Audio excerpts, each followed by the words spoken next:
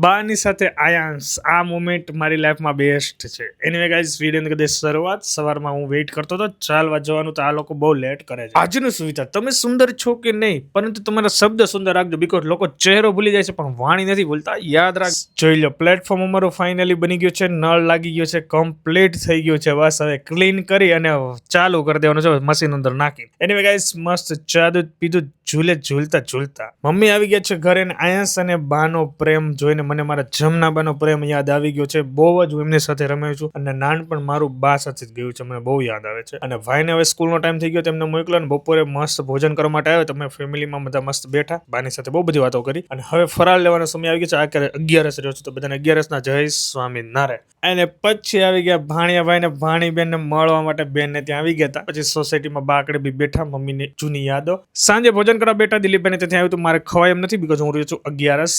હું ને શિવાન જઈએ છે ભાણિયાભાઈને ઘરે મૂકવા. રસ્તામાં માનવ ઉત્કર્ષ મહોત્સવનો આજે પહેલો દિવસ છે પણ મારે નહીં ભરાય. બેનને ત્યાંથી આવી ગયો ઘરે. હવે જઈએ છે મામાને ત્યાં.